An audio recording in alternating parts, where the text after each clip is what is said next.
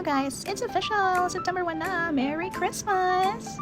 At ayan, so dahil September nga at nagbabalik na aking mga estudyante, tayo nagtuturo na ulit sa morning time. Pero dahil ang dami yung inquiries noong weekend, so gagawa ulit tayo ng ating Ilocos Empanada. So ayan, kailangan lang tapusin natin yung klase na to. Alright, so today we are going to make empanada, so let's get started. Hindi ko na pinakita sa inyo yung ibang proseso kung paano ko ginagawa yung dough, yung filling, but yan. So, kanina ginawa ko ng circle motion. After that, kailangan mo i-dip yun sa mantika. Then, ipa-flatten mo siya dito sa cello sheet. Nalagay sa mantika para dumula siya. Ayan. So, kailangan siyang i-flatten pag nasa cello sheet na. Dalawa yan. Ayan. So, medyo struggle pa ng konti. So, flatten mo lang siya. Kailangan makabuo ka ng parang circular thingy. Kasi ganyan. Pabilog siya. Ganyan. Kailangan mo siyang i-flatten ng ganyan na pabilog. So, ibang-iba talaga siya sa yung pastry na empanada. Yung tinapay. So, ibang-iba talaga siya. Paano siya ginagawa. So, ganyan. I-flatten mo lang siya. So, gumagamit tayo ng anong tawag dyan? Basta, kalimutan ko tuloy. Basta, yan. Yung brown na yan. Yan. Gumagamit tayo ng pang-flatten. Yung iba, yung luma. Dati gumagamit na sila ng PVC pipe. Hinahati nila. Pero, ayun nga. So, kailangan medyo malaki. Ayan, as you can see talaga pinaplat siya para mag-thin layer ganyan. So, tatanggalin na yung pinakataas na cello sheet. Ganyan. Tapos, saka na tayo maglalagay ng ating veggies. Yung veggies natin is a combination of papaya, tapos munggo. Ayan.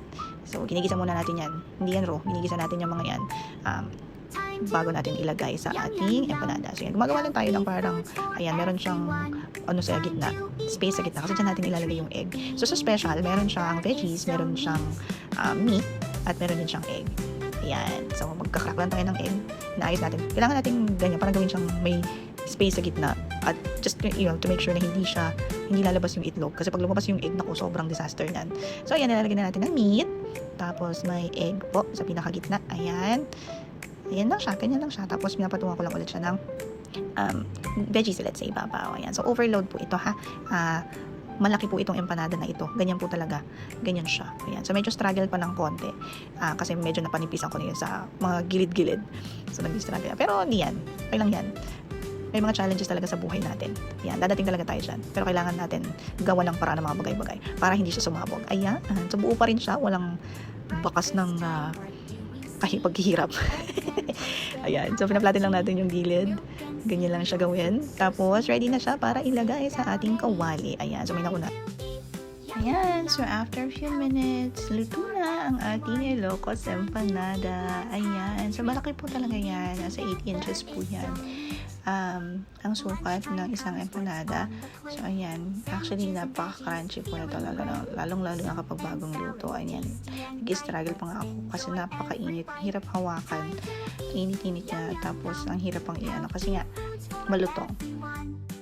Ayan. Medyo struggle pa kasi ang hirap nga niyang hiwain. Hirap hawakan. Hindi ko mabali-bali. Pero excited na excited ako makita yung loob. Ayan. Gusto ko yung parang umuusok. Kaya lang hindi ko siya na-achieve.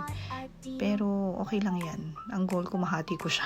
Kasi sobrang init niya. Hirap hawakan. So, ayan guys. Thank you so much for watching. Umorder na kayo ng Ilocos Empanada. Available po ito this afternoon. Yun lang. Thank you. Bye-bye!